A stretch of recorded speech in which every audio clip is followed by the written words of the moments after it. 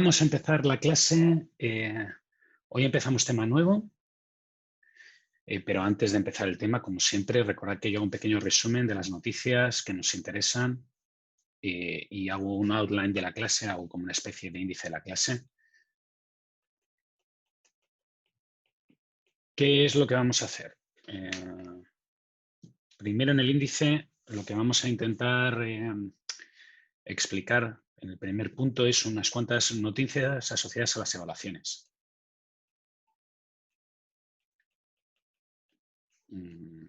Queda ya poco de curso, creo que quedan como 6 semanas y ya sabéis que las últimas semanas siempre son un poco la locura porque se concentra la mayoría de la carga laboral. Por tanto, voy a hacer un pequeño repaso de todas las entregas que tenéis y las pruebas que tenéis en las próximas 2 semanas. ¿Vale?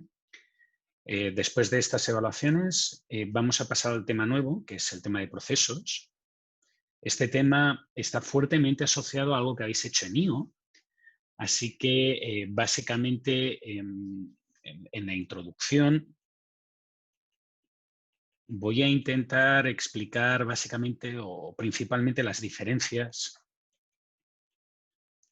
entre el enfoque que se hizo en IO y el enfoque que se hace en gestión de operaciones.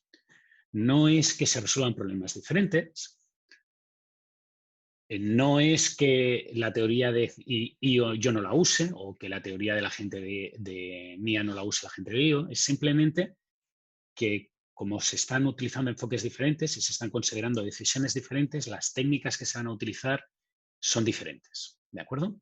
Una vez veamos esta introducción, pasaremos al punto principal del tema de procesos, que es la fórmula de Little.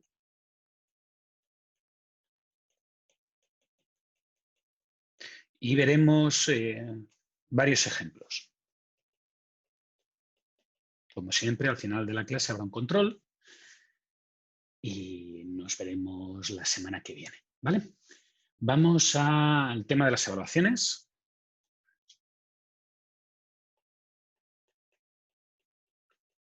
Y voy a intentar ir por orden. Lo primero que pasará será mañana, día 29.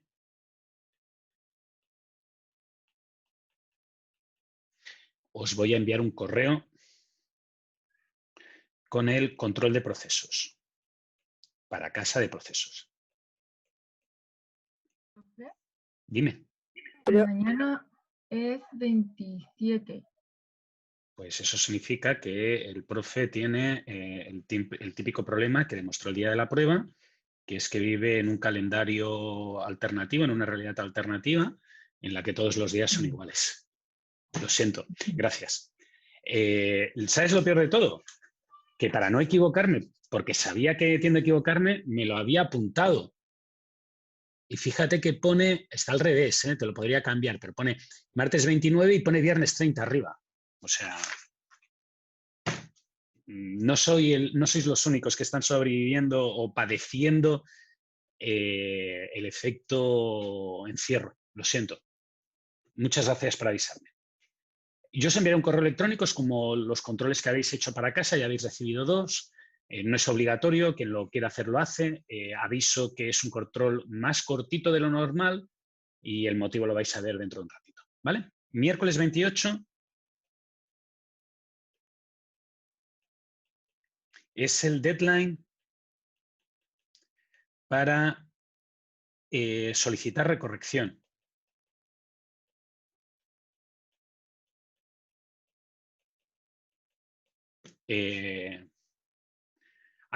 Recibisteis un correo, tenéis una página, tenéis un enlace en webcursos para subir un archivo a Forms. Tiene que ser un archivo en Word porque yo lo tengo que poder editar para volverlo a enviar. Para recorregir la prueba 1. A mi modo de ver, por los pocos casos en los que he metido el ojo ya, la recorrección ha sido bastante blanda. La corrección original. No esperéis que la recorrección sea igual de blanda y recordad que una recorrección es volver a corregir, por tanto te pueden bajar la nota. Y eso es especialmente importante para aquellas personas que hayan revisado y se han dado cuenta que el corrector decidió darse el trabajo de corregir a la gente incluso cuando la persona se había saltado las normas. ¿De acuerdo? El recorrector que soy yo puede ser, lo más probable es que no sea tan benévolo y corrija según la pauta y según las normas. A mi modo de ver, los correctores fueron blandos, muy blandos, pero también es la orden que les doy yo. Mi teoría es que es mejor que pasen 100 personas por error que no que uno que tendría que haber pasado se quede en la universidad y no pase. Por tanto, es lo que hay. Igualmente tenéis ahí la fecha, tenéis el formato, tenéis que subir por online. No lo he hecho utilizando Turnitin porque el día que lo puse no me funciona. Por eso he puesto un Forms, ¿vale? ¿Qué más pasará esta semana? Bueno, pues resulta que el viernes 30 es el deadline para entregar el control de casa de planificación. ¿De acuerdo? Y yo supongo que el 1 de noviembre tendréis las notas. Esto es esta semana en la que estamos, todo esto. Pero es que la semana que viene, el miércoles 4 de noviembre, tenéis el deadline del control para casa de procesos.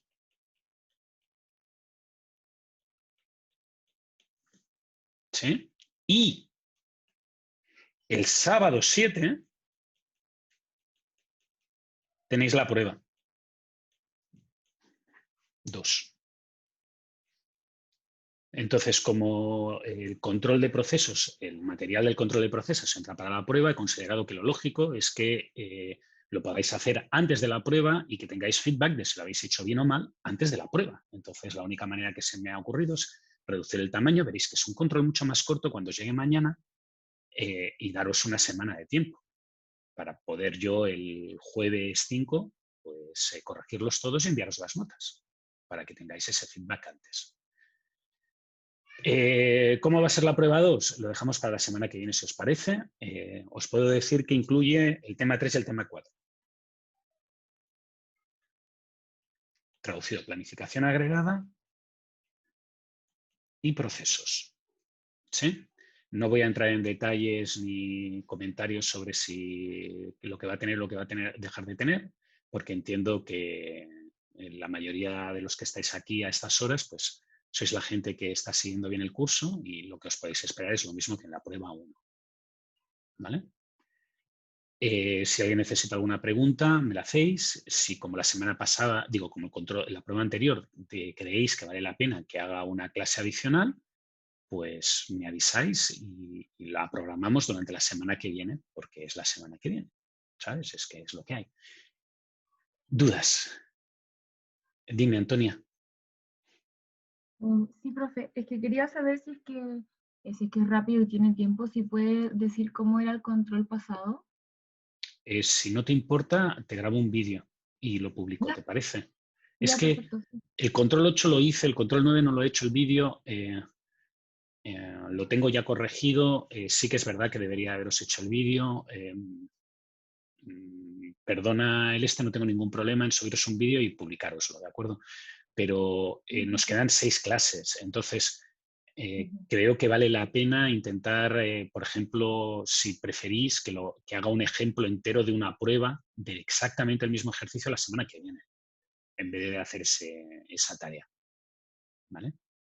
Pero la semana, recuerda también que cualquier cosa, como en el descanso, si quieres, mira, Antonio, como la semana pasada, en el descanso resuelvo la prueba, la grabo, corto y la subo a Webcursos o a YouTube para aquella gente que la quiera ver en otro momento. ¿Te parece?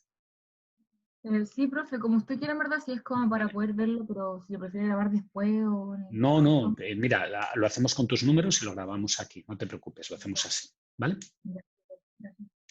De nada. ¿Alguna pregunta más? ¿No? Vale, no tengo más noticias de la semana. Lo único que tengo pues, es el principio del curso, los procesos. Recordad que a lo largo de todo el curso yo estoy utilizando una especie de pirámide, y como dibujo fatal lo dibujo en 2 dimensiones, un triángulo, donde arriba están las cosas que son estrategia y vamos bajando hasta abajo hasta las operaciones. ¿De acuerdo? Al día a día, que hacemos hoy a las 11:40. Según hemos ido bajando, pues hemos visto temas cada vez más abajo. El tema que vamos a ver nosotros ahora está más o menos por aquí, son los procesos.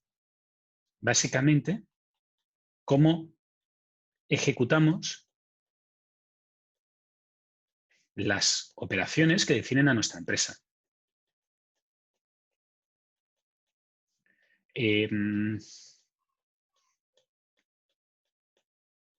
Si bien puede ser que haya alguna empresa que no tenga una visión clara de la estrategia que tiene, o que no haga pronósticos, o que no planifique, es difícil, por no decir imposible, si alguien me encuentra una, le agradecería que me lo dijera, una empresa que no tenga operaciones, que no haga algo.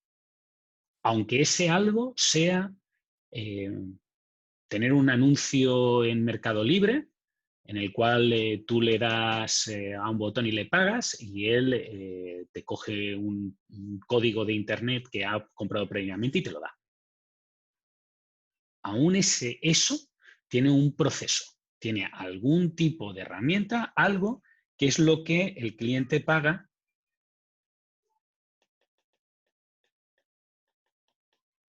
para obtener valor.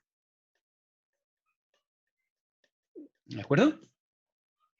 Y estos procesos en general tienen una asociación, están asociados, la estructura que tiene un proceso tiene una asociación con la estrategia de la empresa. Así que para que entendáis o para que veamos que no es que estemos haciendo problemillas desconectados que no tienen ningún tipo de relación, voy a hablar un poco de cuáles son la forma habitual de organizar procesos y a cuáles o a qué tipo de estrategia productiva, de ajuste estratégico se adaptan mejor. No quiere decir que esto sea un manual que puedes seguir sin ningún tipo de error y sin ningún tipo de combinación y cambio. Simplemente es que, en general, lo que os vais a encontrar es que la mayoría de procesos operativos, de las operaciones, se estructuran en una de las 3 siguientes categorías. Lo que se entiende como proyecto singular, lo que se entiende como un flujo regular, o en inglés flowshot, o lo que se entiende como un flujo general, o en inglés jobshop. ¿De acuerdo? ¿Cuándo se aplica cada uno? ¿Para qué sirve cada uno? Vamos primero a lo que sería un proyecto singular. Un proyecto singular es lo que entenderíamos por cualquier tipo de operación que fuera one of a kind.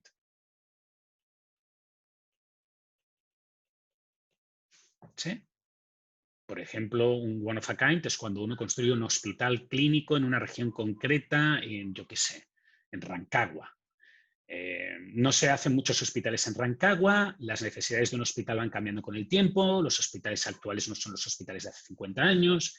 Básicamente es una cosa que se hace una vez y se estructura toda la organización de la construcción para esa vez, con muy pocas capacidades, con muy pocas habilidades, para poder trasladar parte del know-how adquirido de cómo se hacen las cosas para este centro concreto en otros proyectos que tengan la misma constructora o la misma empresa. ¿De acuerdo? Otro ejemplo de proyecto singular son los vestidos de boda. Generalmente los vestidos de novia, sí que es verdad que tienen un patrón bastante común, pero en general son muy únicos. ¿Sí? No así los de hombre, que son smokings, que todos son casi estándares. Abajo del todo, en flujo regular, tenéis la típica línea de montaje.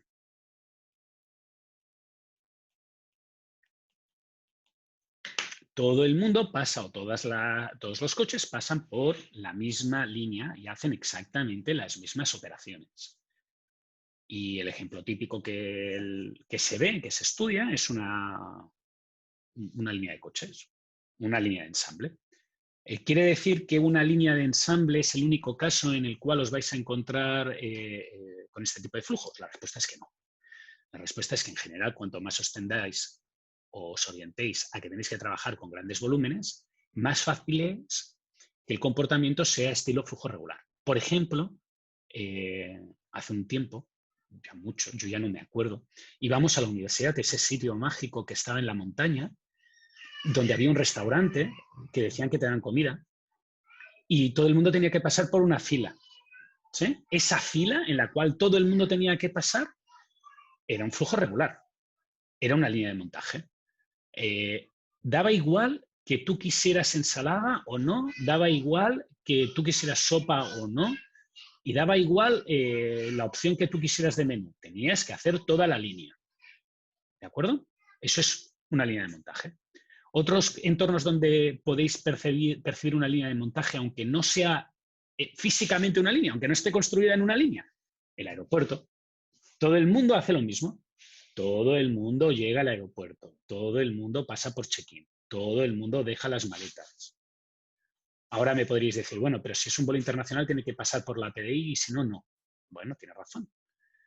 Pero supongamos el camino de la PDI. Pasas por la PDI, te registran las maletas, tomas el avión. No es el vuelo nacional. Es un vuelo nacional. Pasas por el control de maletas, tomas el avión. Casualmente, si os fijáis, los counters de internacional y de nacional son diferentes para mantener dos líneas separadas de proceso. ¿De acuerdo? Por tanto, no tiene que ser físicamente una línea visual, pero todas las actividades primero hacen A, luego hacen B, luego hacen C, luego hacen D y luego hacen E. ¿Vale? El caso del flujo general es el que está entre medio de los dos. El flujo general es cada producto o cada unidad o cada operación puede variar o puede tener su ruta.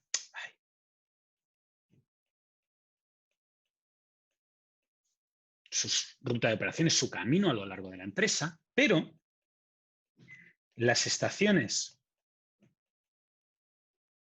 en esa ruta están fijas. ¿De acuerdo?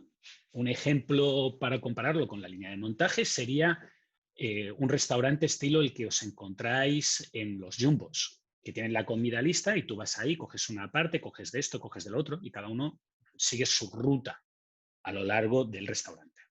Otro ejemplo típico asociado a la automoción, de un flujo general, es una persona que repara autos. Tú llevas tu auto a reparar y cada auto tiene su avería y cada auto pasará por unas máquinas diferentes dependiendo de su avería. ¿De acuerdo? En general, cuando se empieza a hacer algo, se trabaja en proyecto singular y según se va estandarizando, se intenta ir cada vez más abajo, más abajo, más abajo, más abajo, hasta el flujo regular. Por tanto, si os lo planteáis en el ajuste estratégico, generalmente las cosas que están aquí arriba están aquí, las cosas que están aquí abajo están aquí y las cosas que están aquí a medio están aquí. Eso es en general. ¿De acuerdo? Y fijaros que he pintado un negro y un verde porque me interesa diferenciar el hecho de que muy pocos productos exclusivos, los que están arriba, van a ser línea de montaje, igual que muy pocos productos estandarizados se van a hacer uno a uno, pero la barrera del verde es un poco difícil de definir.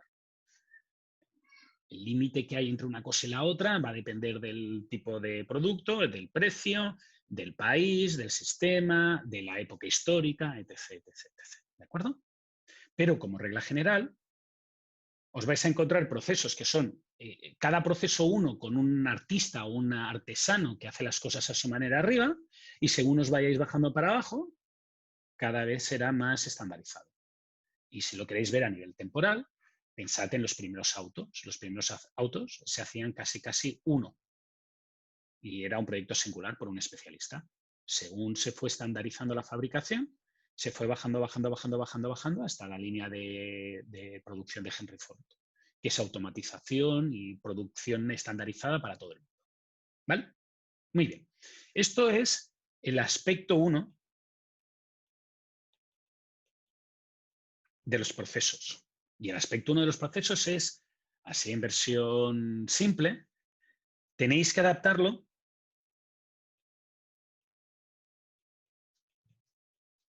proceso a producto. Muchas veces el hecho de tener que pasar o el hecho de poder pasar o bajar un producto para abajo ya es un proyecto de ingeniería difícil. ¿Por qué? Porque en el momento en que tienes que pasar a una estandarización, generalmente quiere decir automatización, y automatización quiere decir generalmente maquinaria, cambio de procesos, entrenamiento, formación, etc, etc, etc. ¿De acuerdo? Muy bien. Esto es el aspecto número 1 de los procesos. El aspecto número 2 de los procesos es cuando empezamos a explicar cosas que, entre comillas, ya habéis visto. Y digo entre comillas porque las habéis visto, pero a lo mejor no las habéis visto con tantísimo detalle o con un análisis tan... Os lo han dicho, pero no os lo han preguntado y por tanto se queda ahí en medio semi-olvidado. ¿Y a qué me refiero con esto? Con el aspecto 2, pues que en procesos hay que diferenciar el régimen estacionario y el régimen transitorio. ¿De acuerdo? ¿A qué nos referimos con el régimen estacionario y con el régimen transitorio? El régimen estacionario nos referimos al comportamiento promedio. Y en el régimen transitorio nos referimos al comportamiento puntual. Y puntual quiere decir en un punto, en un momento del espacio o del tiempo. El régimen estacionario es el que nos va a interesar aquí, es gestión de operaciones. El régimen puntual es el que generalmente le interesa a la gente de IO, de investigación operativa. ¿De acuerdo? Y para ver la diferencia entre el transitorio y el estacionario, yo el mejor ejemplo que tengo es un avión, o digo un avión, un aeropuerto. ¿De acuerdo? Plantearos un aeropuerto. ¿Qué tipo de problemas estudiaría IO en el aeropuerto? Pues lo que estudiaría IO en el aeropuerto generalmente es la cola. El número medio de personas en la cola, el número de personas en cola.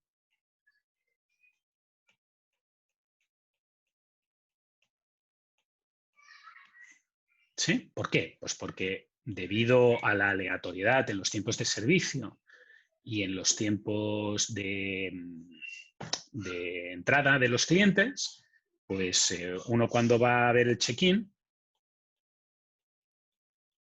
lo que vería es básicamente una evolución a lo largo del tiempo del número de personas que están esperando, que sería de este estilo, ¿no? Más o menos. Y esto es transitorio. Y para hacer este estudio, lo que debería hacer la persona es tener en cuenta la distribución de llegadas, la distribución de salidas, bla, bla, bla, bla, bla. ¿Sí? Y ese enfoque es correcto, no tiene ningún problema, se explica en IO por algo, es porque es útil, permite, por ejemplo, dimensionar cuál es el tamaño que deberían de tener los pasillos de Arturo Merino para que no fuera el caos que a veces parece que es. ¿Ese es el enfoque que hace gestión de operaciones? Sí, cuando lo que le interesa es ese aspecto concreto, pues obviamente recurre a las herramientas de investigación de operaciones, recurre a una simulación, verifica, etc, etc, etc. Pero lo que vamos a ver aquí en este curso es este enfoque estacionario. ¿De acuerdo? Y si uno de vosotros, si alguno de vosotros lee la prensa o oye la televisión, las noticias, verá que generalmente cuando uno se plantea el enfoque estacionario de un aeropuerto, o cuando le hablan de un aeropuerto en la televisión, no le dicen nada de estas cantidades, sino que le dicen algo así como el aeropuerto de Santiago tuvo, yo qué sé, 2,4 millones de pasajeros durante el año pasado.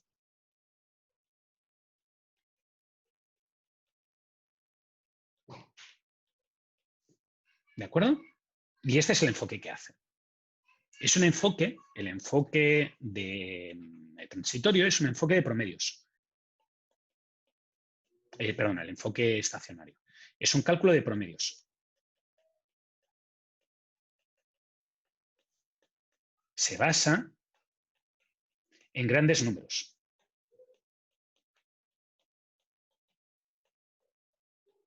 ¿De acuerdo? Y la idea principal es que en el largo plazo, en el estacionario, el número de entradas en un sistema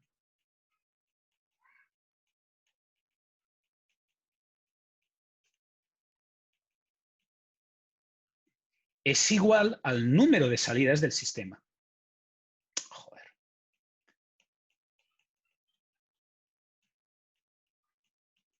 Y esto es importantísimo, porque toda la base teórica de lo que vamos a desarrollar ahora está basándose en una cosa, que es un símbolo de igualdad ahí, que si se lo ponéis alguna vez a algún profe de IO os va a decir que no.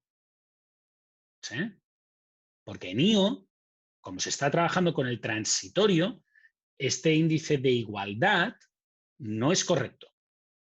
¿De acuerdo? Pero básicamente todo el montaje que vamos a hacer nosotros se basa en la idea de que el número de entradas es igual al número de salidas y nosotros lo único que nos interesa es obtener promedios. ¿De acuerdo? Nosotros vamos a trabajar con la visión puesta en promedios, en ver qué sucede en el caso promedio. ¿Y cuál es el comportamiento promedio? Y para que exista ese comportamiento promedio tiene que haber el mismo número de entradas que el mismo número de salidas. Y eso lo entraremos con más detalle cuando veamos el aspecto 3. Y cuando veamos alguno de los ejemplos que voy a explicar para intentar entender esta idea de qué es lo que estamos trabajando y para qué tipo de problemas nos puede interesar este enfoque. ¿Sí? Muy bien. El aspecto 3 que nos va a interesar es: ¿sigue siendo válida o seguimos trabajando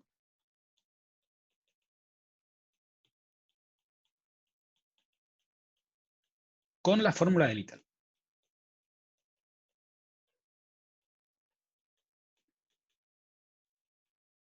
¿De acuerdo? O sea, en algún momento, en IO, seguro. Si alguien no ha dicho IO, no importa porque no es necesario saber esto para haber hecho IO para entender esto. Es una fórmula muy simple. La fórmula dice que el inventario es igual a la tasa por el tiempo medio en el sistema. ¿De acuerdo? Y en IO se utiliza esta nomenclatura. ¿Sí?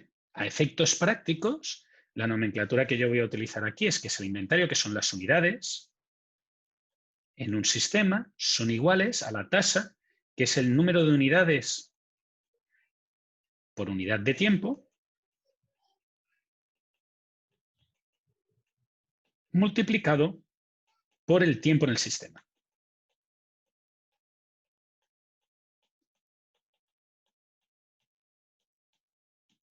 Y si lo queréis plantear desde un punto de vista así un poco más coloquial, lo que te dice la fórmula de Little es que paga 2 y llévate 3.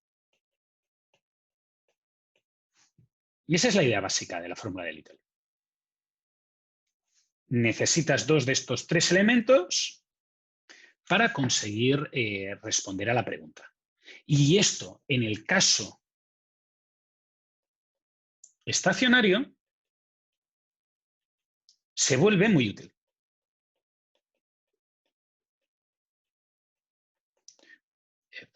Se vuelve muy útil porque nos va a permitir hacer un análisis muy detallado de algunos aspectos que una empresa puede tener problemas para analizar. Alguna cosa, porque alguno me habrá dicho, pero profe, aún estará pensando, profe, hay algo que no entiendo. Y con toda la razón, ¿eh? ¿Por qué me está hablando ahora de esto y de una empresa y el no sé qué? Y aquí me habla de un flujo de varios elementos y varias ideas y cosas. Bueno, voy a intentar explicarlo ahora antes de que alguien se vuelva loco. Si alguno se acuerda, al principio del curso, yo hablé de un fenómeno que era caja negra. Un enfoque que era el enfoque caja negra a la empresa. Y consideraba la empresa así. ¿De acuerdo? Los modelos de la fórmula de Little más sencillos consideran que hay una fórmula de Little aquí.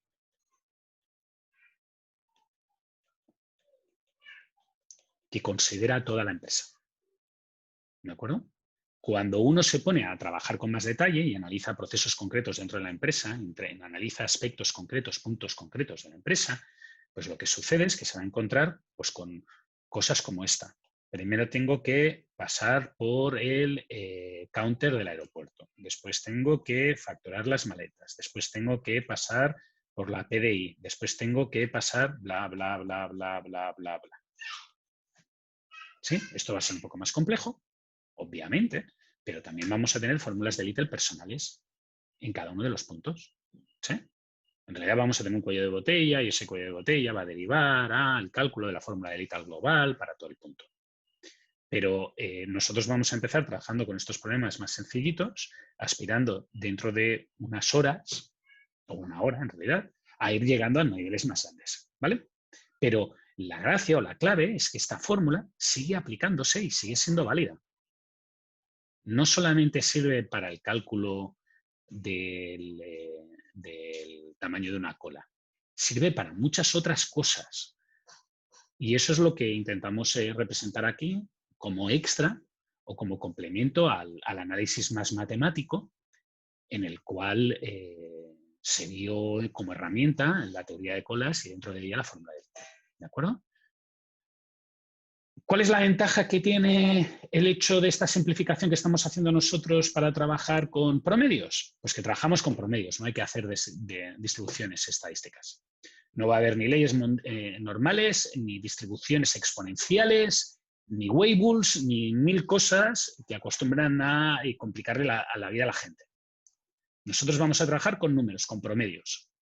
Ahora bien, esos promedios solamente nos van a dar resultados respecto a conclusiones de promedio. O sea, no nos dicen nada respecto a una persona concreta. ¿Sí? Voy a intentar explicar eso de una manera más clara.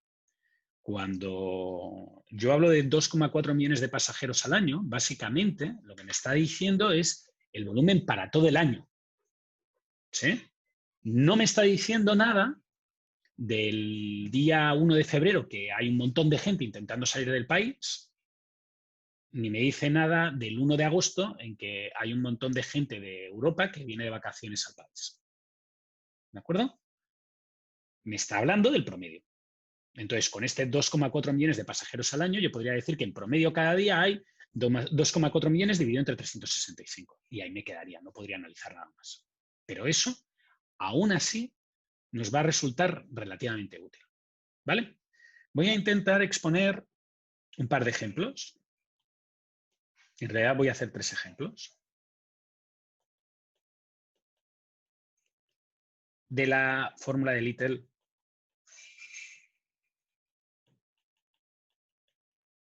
en gestión de operaciones. La primera pregunta o el primer caso que pongo es, la fórmula de Little permite detectar mentiras. Más bien permite detectar ineficiencias, pero voy a dejar el de la mentira porque me parece más adecuado. Los alumnos que estáis repitiendo este ejemplo ya lo habéis visto, estos ejemplos ya los habéis visto, y si estabais atentos el día que los expliqué, sabéis que yo le tengo un poco de tirria a los gasfitters de este país. Bueno, le tengo tirria a los gasfitters en general, porque no cumplen lo que prometen. Te dicen que están haciendo una cosa y en realidad te están haciendo otra. Y lo peor de todo es que cuando tienes la creencia de que te están mintiendo, bueno, pero cuando tienes la seguridad de que te están mintiendo, peor, ¿vale? Así que vamos a ver si realmente el último gasfitter que vino a mi casa me mentía o no me mentía. Yo creo que me mentía, pero él tardó 15 días en venir.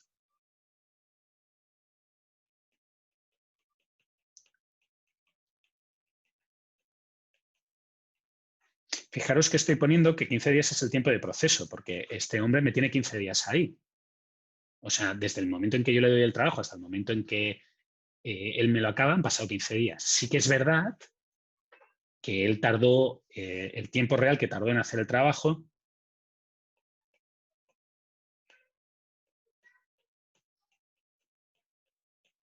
fue mediodía. En realidad fue menos tiempo, pero vamos a suponer que fue mediodía. ¿De acuerdo? Por tanto, él, de esto, yo deduzco que si trabaja al mediodía y hace uno por la mañana y uno por la tarde. ¿Sí? No es que vaya a trabajar 1 hora y media y ya está, pues hace uno por la mañana y hace uno por la tarde. Por tanto, puede hacer 2 trabajos al día. ¿De acuerdo? Ahora, la pregunta ¿es verdad que estaba tan ocupado cada vez que yo le llamaba y me decía que no podía atenderme porque tenía que hacer otros clientes con antelación? Bueno, vamos a ver si es verdad o no es verdad, o vamos a ver qué nos dice la fórmula de Little sobre eso. Lo primero que tenemos que ver es, aquí tenemos 2 datos. ¿Esos 2 datos a cuáles corresponden de esta tabla de aquí? O de esta fórmula de aquí. Pues la mejor manera de detectarlos son las fórmulas. ¿Sí? Después vamos a ver que tiene lógica. R es la tasa. La tasa es el número de individuos que puedes, o el número de trabajos, o el número de personas que atiendes, o el número de piezas que haces por unidad de tiempo. Por tanto, este hombre hace una R de 2 clientes por día. Y como mi C se parece mucho a una D, sobre todo cuando tienes una L detrás, pues tenemos la R. Ahora, 15 días de tiempo de proceso, fijaros que es el tiempo que yo estoy en el sistema, la T. ¿Sí? Por tanto, si nos vamos aquí, tenemos una T que es 15 días. Y ahora, según Little, tenemos 2 clientes por día multiplicado por 15 días, lo que me sale son 30 clientes. Y ahora la pregunta es, ¿qué significan estos 30 clientes? Pues lo que significan estos 30 clientes es que yo tengo 30 clientes esperando mi servicio. Tengo 30 clientes esperando servicio.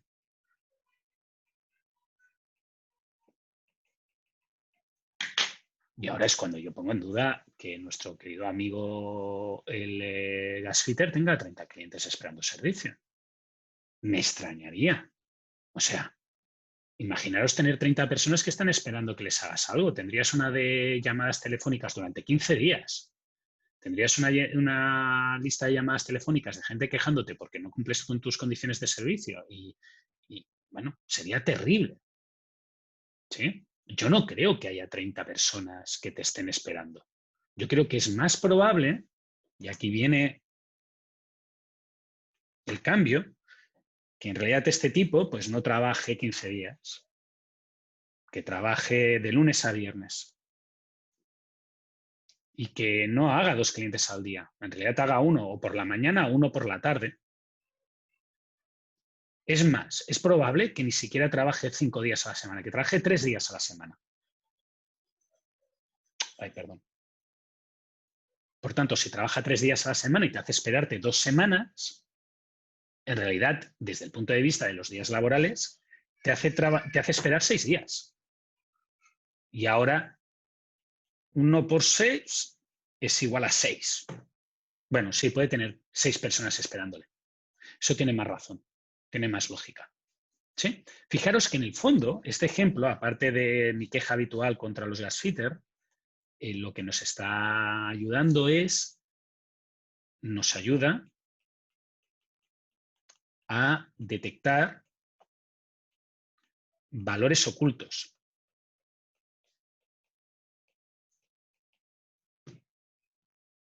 ¿Sí? Nos ayuda a determinar qué valores hay a la hora de determinar el funcionamiento del sistema en su conjunto. ¿Sí? Muy bien. Este es un ejemplo muy fácil y plantearoslo desde el punto de vista de un trabajador que tarda mucho en entregar los trabajos que le pides y te dice que es que tiene muchos trabajos y que es muy difícil y tú le ves el tiempo que tarda en hacer un trabajo y el número de trabajos que tiene. Si no cuadra, quiere decir que te está engañando. Si está haciendo 4 cosas y cada cosa tarda un día y te está tardando 20 días en entregar cada cosa, pues quiere decir que te está engañando. Sí, quiere decir que en realidad no trabaja todos los días, que se pasa mucho tiempo en el Facebook mirando gatitos. ¿Preguntas hasta aquí? ¿No? Vamos a seguir con otro ejemplo. El otro ejemplo está asociado a la U. Y lo que intenta resaltar es entradas es igual a salidas. ¿De acuerdo? La idea básica de este ejemplo es que entendáis este concepto con algo que os puede resultar relativamente cercano a vuestra vida. Vosotros sabéis que la universidad se acredita casi cada día. Entre la acreditación nacional, la internacional, ABET, bla, bla, bla, bla, bla, estamos rellenando papeles todo el rato para acreditarnos y para demostrar que hacemos algo. Así que tenemos gente cuya labor es rellenar papeles que le pasa a la gente que en teoría está trabajando, que en realidad lo que está haciendo es rellenar papeles. ¿De acuerdo? Y una de las cosas que nos acostumbran a medir es el tiempo medio en la universidad de un alumno.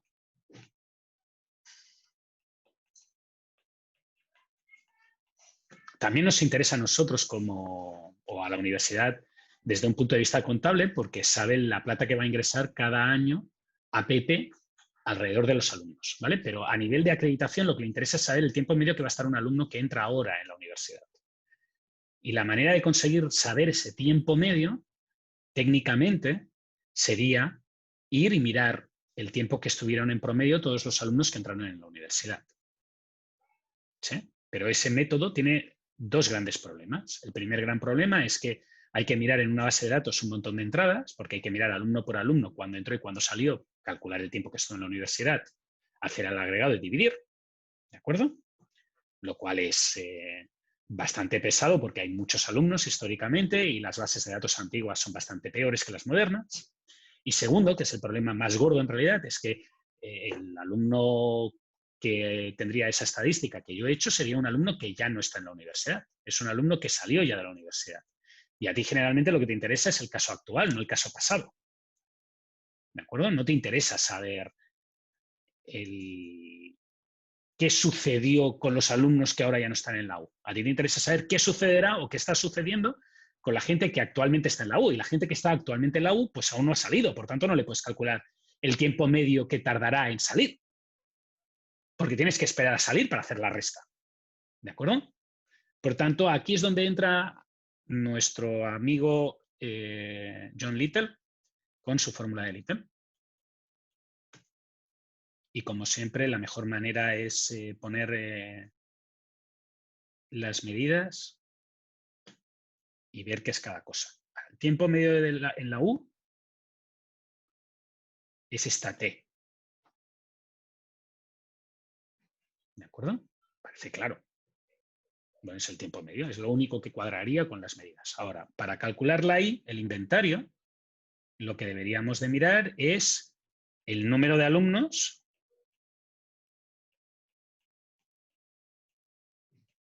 que hay en la U. ¿De acuerdo? Para intentar simplificarme la vida, porque estos números me los sé, de memoria,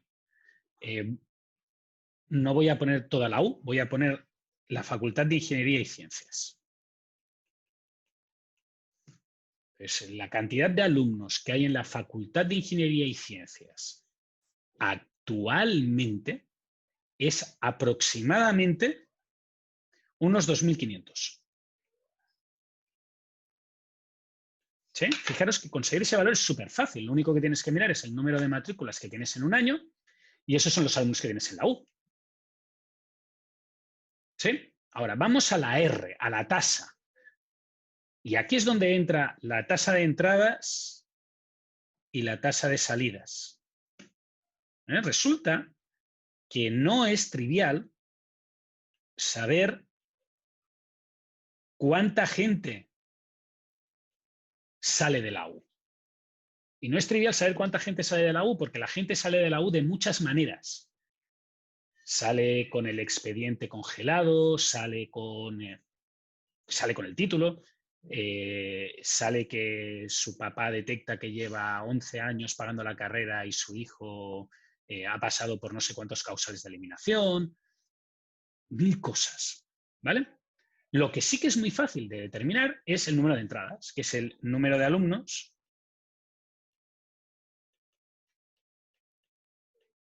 de nueva matriculación.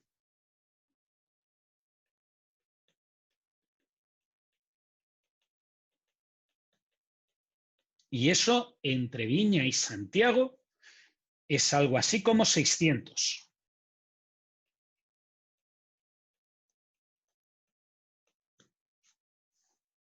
Cada año entran como unos 600, entran como 620 y algo en realidad, el último año. Y hace 2 años creo que fueron 605, APP 600. ¿Sí? Vale. La idea clara es que esos 600 alumnos, y en eso tenéis que estar de acuerdo conmigo, esos 600 alumnos que entran en promedio cada año en la universidad, salen de la universidad. Aunque sea para hacerse profes y quedarse en la universidad, pero yo algún día me despedirán. Así que también saldré de la universidad en algún momento, o me jubilaré, o me moriré, o pasará algo. Pero lo que está claro es que no me voy a quedar eternamente en la universidad. Por tanto, como no me voy a quedar eternamente en la universidad, todo el mundo, ni yo, ni nadie,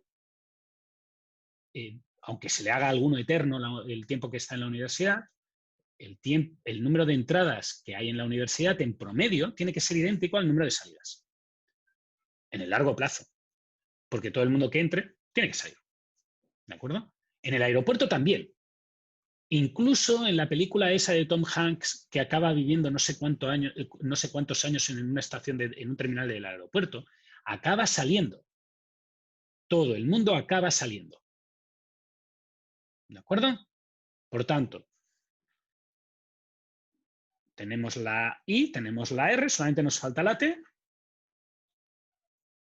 T es igual a I dividido entre R, I es 2500, R es unos 600, y esto es algo así como 4,18 años.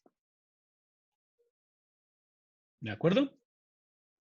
Por tanto, el tiempo medio que hay un alumno, o que tiene un alumno en el sistema, son 4,18 años. Pero esos 4,18 años que hay un alumno en el sistema no significa que nuestros alumnos tarden 4,18 años en salir. No es cierto. Quiere decir que un alumno en promedio está a 4,18 años. Alguno está 5 y saca la carrera, o 6, y alguno está 1 y se va. ¿Sí? La tasa de retención no ha figurado aquí. Y al no figurar aquí no tiene ningún sentido el cálculo con la tasa de retención. No estamos calculando, no he dicho en ningún momento cuánto es el tiempo medio que tarda un alumno en conseguir acabar o en salir con un título. No he dicho eso. He dicho el tiempo medio que está la persona en el sistema. Y el tiempo medio que está la persona en el sistema incluye la gente que hace un dropout, que deja los estudios. ¿De acuerdo? Y eso es importante porque está ligado fuertemente con entradas es igual a salidas o equivale a salidas. Los alumnos entran y después salen de muchas maneras. pero al final salen. ¿De acuerdo? Por tanto, uno tiene que tener en cuenta ese elemento. ¿Preguntas? ¿Dudas? ¿No? Bueno, todo el mundo que esté en el aula, que levante la mano, que voy a hacer la foto y mientras hago la foto, o antes de hacer la foto, mientras tanto voy a hacer el ejemplo 3. ¿De acuerdo? El ejemplo 3 es para aquellos de vosotros que no os guste las operaciones y que queráis dedicaros a otras cosas. José, Juan, Leonardo, Maximilian, Matías y Nahuid. Levantad las manos, por favor.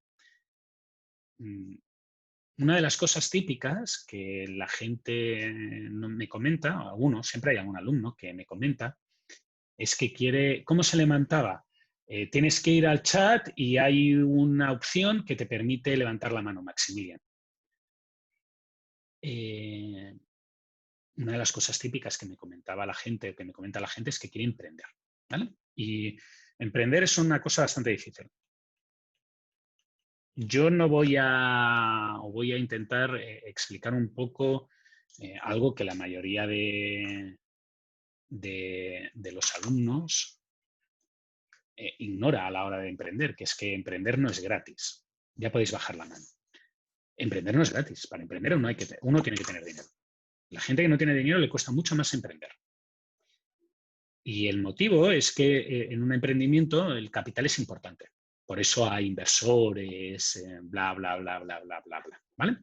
Y voy a poner un emprendimiento súper simple, la cosa más simple que se me ocurre, que es alguien que compra algo. Ni siquiera alguien que produce, alguien que compra algo y después lo vende. Lógicamente por un margen. ¿De acuerdo? En el hipotético caso de que lo elaborara él, pasaría lo mismo, porque tiene que comprar materia prima, la tiene que transformar y después la tiene que vender. ¿Sí? En este entorno volvemos a tener un caso de fórmula de Little, donde tenemos una unidad, unas unidades por unidad de tiempo y tenemos unas unidades de tiempo. ¿De acuerdo? Pero en este caso la información no es tan evidente o puede ser un poco más liosa. Por tanto, vamos a intentar explicar las unidades de una forma lógica. La R que me interesa aquí es la facturación de la empresa. Y eso se puede obtener fácilmente o incluso antes de que lo obtengáis. Vosotros podéis decidir de una manera fácil o podéis ver de una manera fácil cuánto dinero crees que tiene que hacer tu empresa para que tú puedas vivir. ¿Sí? Si alguno de vosotros se leyó con mucho detalle las lecturas que se hicieron para la prueba 1, verá que un margen de beneficios aceptable es algo así como un 10% en el sector de la restauración. Entonces, si el margen de beneficios aceptable es como un 10%, pues si yo quiero sacarme, yo qué sé, 2 millones de pesos al año, digo al mes, un sueldo no muy bueno, pero bueno, 2 millones de pesos al mes, pues necesitaré mover 2 por 12, necesitaré ganar 24 millones y como yo solamente saco un 10% de esto, pues necesitaré una facturación de la empresa de unos 240 millones de pesos. ¿De acuerdo? Para que me permitáis un poco la comodidad del cálculo. 250 millones de pesos. ¿Sí? Estos 250 millones de pesos es un cálculo rápido que he hecho yo para decir, si yo quiero quedarme con 25 millones de sueldo en un año, que es como 2 millones brutos, que tampoco es ningún mega sueldo, es un buen sueldo en Chile, es un muy buen sueldo en Chile. Hay muy poca gente en Chile que cobra esa cantidad de dinero, pero tampoco es un sueldo que te haga archimillonario, ¿eh? Por lo tanto, para hacer esa cantidad de beneficio tienes que facturar 250 millones y tener un margen de beneficios de un 10%. ¿Vale? Y eso es la R. En el hipotético caso en que tú lo quisieras ver en un plan contable, el plan contable te dice cuáles son los ingresos de la empresa. ¿Sí? Ahora, nos falta esta T. Esta T es el tiempo que yo tengo el producto desde que lo compro hasta que lo vendo. ¿De acuerdo? Y ese valor es un valor mucho más alto de lo que la mayoría de gente asume en la realidad. ¿Y a qué me refiero con que es un valor muchísimo más alto de lo que la gente asume en la realidad? Bueno, la gente es muy optimista. Pero tú tienes que pensar que desde el momento en que tú compras un producto, tiene que venir al país, tiene que pasar aduanas, lo tienes que catalogar, lo tienes que vender, lo tienes que reportar y las empresas pagan con retraso, pues es una cantidad de tiempo grande. ¿De acuerdo? Es una cantidad de tiempo grande. No es pequeña. Yo voy a poner un valor que es considerado muy pequeño. Muy pequeño. ¿De acuerdo? Que quede claro, el valor que yo estoy diciendo es un valor muy pequeño. Y el valor que yo estoy poniendo es 3 meses. Para que os hagáis una idea, un centro comercial estilo Falabella cuenta que aproximadamente el tiempo medio que tarda desde que compra el producto hasta que lo vende, en promedio, son 2 años. Y alguien dirá, eso es mucho. Eso quiere decir que hay productos que se pasan mucho tiempo en la bodega. Y esos compensan por los productos que se han pasado 5 meses o 6 meses. ¿Vale? 6 meses es una cantidad que la mayoría de grandes centros comerciales se darían con un canto en los dientes por tener. Muy bien, pues hagamos los cálculos, ¿no? 250 millones al año multiplicado por 3 meses, esto es igual a 0,25 años, esto es 250 por 0,25, esto es 62,5 millones.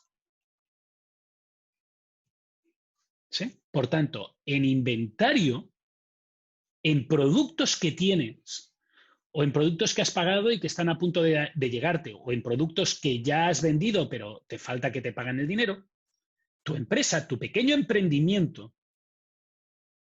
que factura 250 millones de pesos y que te da unos beneficios de algo así como 1 millón de pesos, algo así como 2 millones de pesos al mes, requiere 62,5 millones de pesos en inventario, en material que está ahí.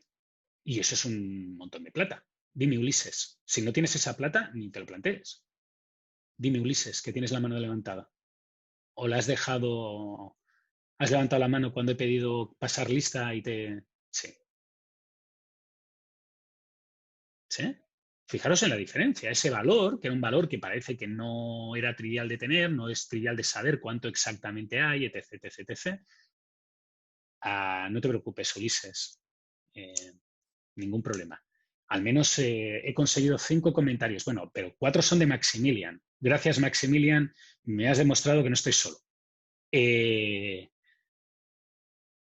62 palos y medio, así como quien no quiere la cosa. ¿De acuerdo? Así que antes de empezar a pensar en hacer un negocio, uno tiene que saber la plata que tiene y lo que va a poder mover. Porque si solamente puede tener 20 palos en inventario y no modifica el tiempo que tarda desde que lo compra hasta que lo vende, lo que va a facturar es 80 millones. Y con 80 millones va a ganar 8 millones al año.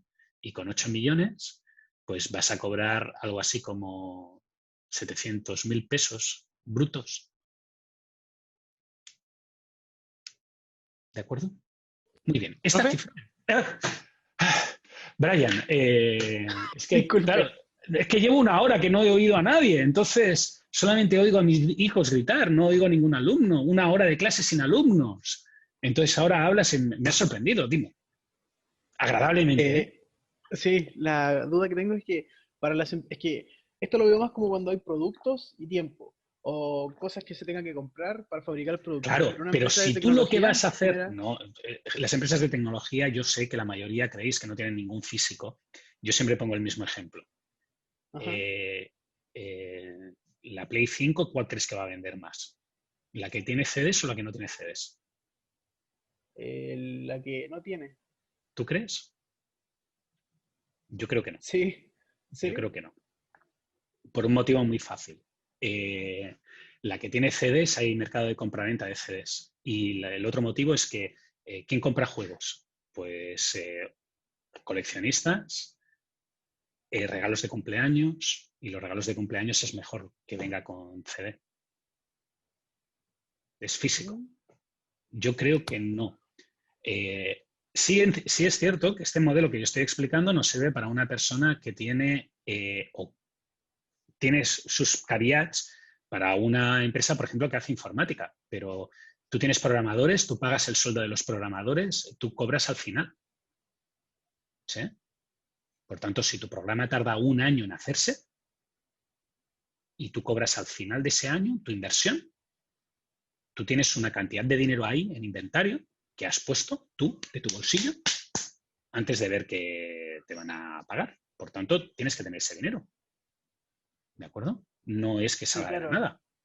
Entonces, lo mismo con las computadoras. Si tú tienes un negocio en el cual lo que te dedicas es a vender servicios de cloud, bueno, pues tus computadoras son un inventario que tienes ahí y tienes que tenerlo en cuenta. ¿Sabes? No es trivial. Sí es verdad que son modelos que se adaptan mucho más a... sí, Luis, hay gente que compra cosas online y diamantes y gemas online, pero no sé, llámame abuelito, por favor. Yo creo que nosotros vivimos en un mundo ficticio, entre comillas, que quiere decir que somos el tier más arriba del consumidor, la gente que tiene mayor poder adquisitivo. Y esa gente que tiene mayor poder adquisitivo tiende a tener la suerte de poder permitirse eso, pero el placer o el gusto que da desenvolver un regalo, yo creo que no se va a perder. Sí es verdad que el modelo físico se adapta mucho mejor a todo este tipo de cálculos, pero en el modelo online pasa exactamente igual. Lo único que el inventario que tienes, en vez de ser horas, en vez de ser producto, material, pues son horas hombre. Y lo tienes que tener en cuenta, porque no te creas que de golpe y porrazo te va a salir un programa en cero o te van a estar pagando antes. Es una inversión que tienes que tener, es un stock que tienes que tener, es un material en proceso que tienes que tener y tienes que contar con con ese hecho. ¿Sí? Profe, ¿y qué pasa Dime. con un modelo, por ejemplo, de ventas como dropshipping, que sea como intermediario en ese En un caso? intermediario acostumbras a tener algún nivel de inventario. Obviamente, si eres un intermediario que lo único que haces es cobrar de uno, pagar a otro y darle el valor, tu negocio es un negocio que tiene muy poco valor añadido. Tiene muy poco valor añadido. Perfecto. Y entonces lo más probable es que tu negocio desaparezca, porque si tú lo único que haces, vamos a poner un ejemplo, alguno de vosotros puede ser que tenga cuenta en un servicio como Mega o OneFichier, ¿sí? Que son sitios ilegales de descargas. Y ahí esos sitios ilegales de descarga, bueno, no son ilegales, pero todo el mundo los usa para cosas completamente legales. Esos sitios hay gente en Mercado Libre y en otras páginas que lo que hacen es un intercambio. Tú en vez de pagarle directamente a esa persona que necesita una cuenta en el extranjero, un SEPA y un no sé qué, le pagas a este tipo y este tipo le paga al otro tipo. Y te lo da a ti con un valor extra. ¿Vale? Si esa persona casi no tiene inventario, pero ¿tú crees que mueve mucho dinero? No, no. Mercado Libre sí que tiene que tener inventario porque se ve obligada a tener infraestructuras, ordenadores, servidores. Y el modelo S es un modelo que llega hasta donde llega. Falabella, otra de las noticias que os pasé y por eso os lo pasé, muchos de esos portales de intermediarios, y Falabella tiene el suyo, ganan dinero con los pagos. Ganan otro tipo de dinero. ¿De acuerdo? Y cuando entras en el mundo de los pagos, de las compras y las ventas, al final te vuelves un banco y tu inventario es el dinero. Y tienes un dinero ahí que tiene unas tasas de entrada, unas tasas de salida y trabajas como tu activo, tu producto. Es invisible, pero es el dinero y tienes un tiempo de transformación que es desde que tú le das el crédito a la persona hasta que te lo devuelve, etc, etc, etc. ¿Sí? Luis. Sí, profe, es que me quedo dando vuelta al tema de los videojuegos. A eso iba yo con los diamantes. Dije más que, por ejemplo, ahora los niños piden regalo de cumpleaños que le den 100 diamantes para canjearlos. Y eso Sí. también tiene un enfoque quizás como de eventualidad. Pero, a ver, eso volvemos a lo mismo, que es que estamos creando una moneda artificial, Luis. Entonces, estás cambiando una moneda por otra moneda. Y ahora, cuando tienes la moneda, volvemos a lo mismo. Si la persona que está vendiendo la moneda es la empresa no le cuesta nada hacer el producto, ¿de acuerdo? Sí, te está vendiendo un intangible, totalmente de acuerdo. Pero le ha costado hacer el producto, ¿sabes? No ha salido de la nada la gema. La gema sí, pero el programa que hay detrás no. Entonces, tu inventariado es otra cosa. ¿Que serían No, los bytes? ¿O sería algo digital? no. Eso es lo que me queda la duda. Por muy digital que sea. Si tú tienes, por ejemplo, bitcoins, que es la cosa más abstracta del mundo, a ti te ha costado dinero y tú tienes un dinero ahí metido. Pues si tú, tu tiempo de retorno, desde que tú inviertes en bitcoins, le das el bitcoin a la persona y te lo devuelve, mientras todo ese inventario que tienes, que es bitcoins allá, pues está ahí, ¿vale? Y te vale dinero. Tienes que tener en cuenta que ese dinero lo tienes que tener en bitcoins. No es, si tu negocio es, o tu acción es simplemente comprar de una persona y vender, digo, cuando una persona te da el dinero a ti, usar ese dinero que te da esa persona para hacer la compra y después devolvérselo, darle la compra directamente a él, ese negocio no te va a llevar a millonario. No, eso es trapicheo, que le llamamos nosotros en España, menudeo, pero no es un negocio. Si tú eres una empresa, como el caso de una empresa, yo qué sé, Fortnite, que vende, yo qué sé, pero tiene no sé qué dólares. Bueno, ese producto, para Fortnite eso no es el producto. El producto es, digo, lo que él tiene que tener en cuenta es las horas de programadores, tecnologías, servidores, procesos, tiempo de cobro, tiempo de pago. Eso es lo que tiene que tener en cuenta. ¿Sí? Ya, perfecto. Flujo de caja, eso es su cálculo, no lo otro. ¿De acuerdo? Sí que son casos en los que es más difícil, porque por eso yo explico normalmente casos físicos, porque los casos físicos son más fáciles. El caso físico básicamente lo que dice es que tienes que tener un material, o tienes que tener una plata, o tienes que tener algo ahí, en medio, y tu capacidad de mover esa plata es una cosa que se llama turnover rate.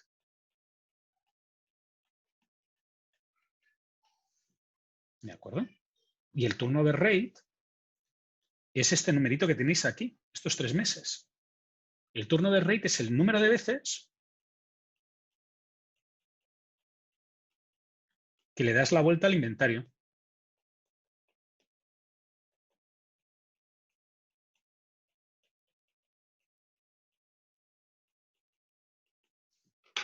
¿De acuerdo? Que es, pues, tu velocidad de renovación de tu producto.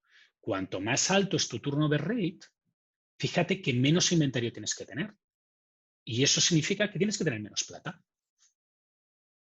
¿Sí? Si tú, por ejemplo, te dedicas a vender pan, tu turnover rate es altísimo. Y por tanto, tu inversión es más baja.